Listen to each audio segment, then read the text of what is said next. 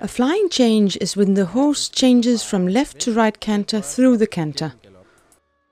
Flying changes are part of the dressage programs from MB level and upwards, but are also nice to master when you do show jumping, even at a low level. The important thing with flying changes in dressage is that they are clean and that the horse doesn't run away and that it doesn't tense up.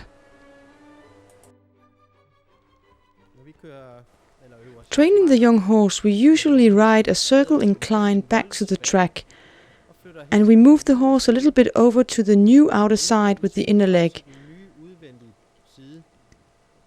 And right before the corner, we move the inner leg forward and pressure a little bit with the outer leg. Clearly it sounds very easy, but of course it is not that easy. When we want to perform a flying change, it sometimes occurs that when you move your inner leg forward, nothing happens. Then you have to exaggerate a little and make an extra pressure with your outer leg so that the horse makes the change. Many times in the beginning you might experience that the horse jumps to the side instead. When we practice the flying change, we often think about making the hind legs of the horse change.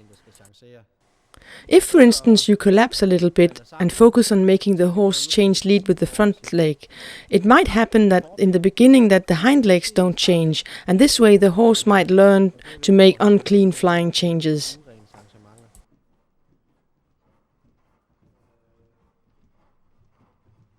If the horse finds it unnatural to make the flying change from a counter canter at the long side, you can make a type of leg yield crossing the school.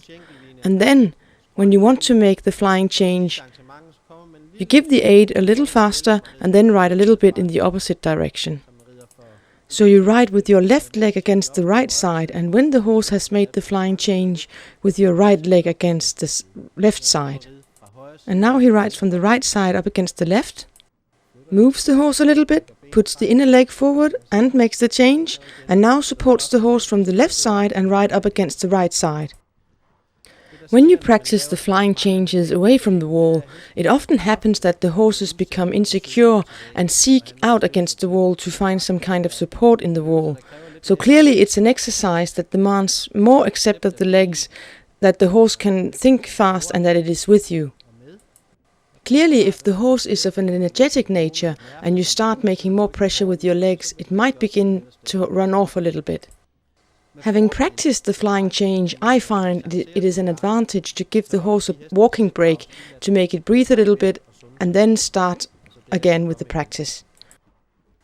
With the older horses, we often practice that the horse can come back in the canter and then forward again.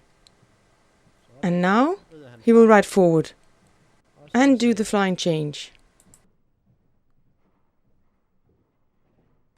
To help the horse think forward so that the flying change will be completely clean.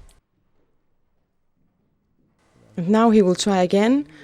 He takes the horse back in the canter, put it on the hind legs, and then he rides forward and do the flying change. Good. This horse is very stable, but clearly when you ride forward and if you then fall forward yourself or let the reins become longer, then you might experience that the horse makes an unclean flying change. Every time you make a flying change, think about making the hind legs change.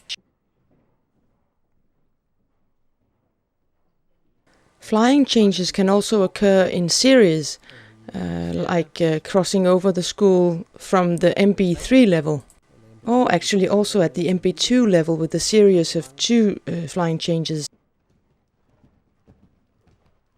We saw a small series here.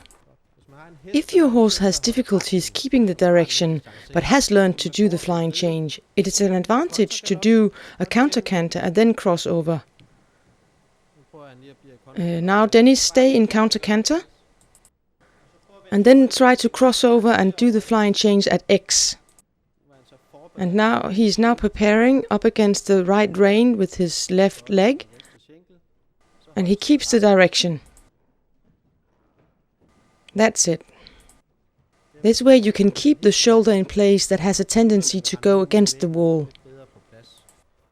He will do it once more here.